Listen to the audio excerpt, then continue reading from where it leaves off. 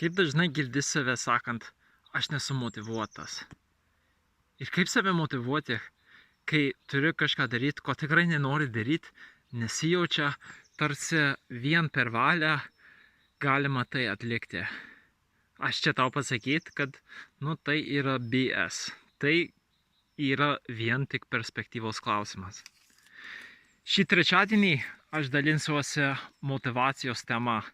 Prieš tai dalinausi, kaip svarbu yra žinoti, kokios yra tavo vertybės, ką tu vertini, nes kitaip joks vėjas tau nebus palankus, jeigu nežinai, į kurį uostą plauki. Ir po to antroji paskaitoje aš kalbėjau, kaip naudojant kalbą, tą kalbą, kurią aš dabar naudoju, galima perrašyti savo realybę, galim sakyti. Taip, kaip mes suprantam to, ką mes siekiam. Taip, kaip mes matom tą dalyką, kurį tarsi reikia atlikti, bet dabar tos motyvacijos nėra.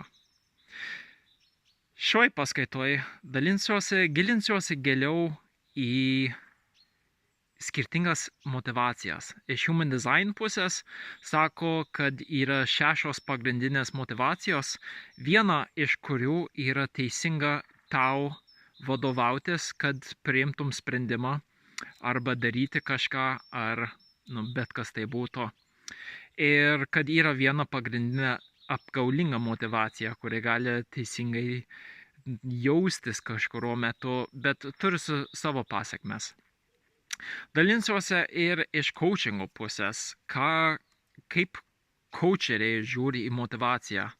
Ir tai, aišku, rišasi su tavo vertybėm, nes jeigu tavo vidinis vaizdinys, žiūrint, galvojant apie tai, ką turi atlikti, ar būti, ar pradėti, jei tai būtų įprotis, nes mes visi turim vidinius vaizdinius ir garsus ir jausmus viduje, galvojant apie mūsų siekimus. Jeigu šitas vaizdinys visai nesusijęs su tavo vertybėm, tai aišku jausis beprasmiška ar ką. Ir dar pažiūrėsim iš neurolingvistinio programavimo pusės, nes dar iš NLP duoda tokią perspektyvą, kad mes arba judam nuo kažko, tarsi nuo baimės, arba mes judam link kažko, link saugumo pavyzdžiui. Ir kad darant kažką iš baimės, tai turės visai kitokią energiją, negu darant kažką siekiant kažko.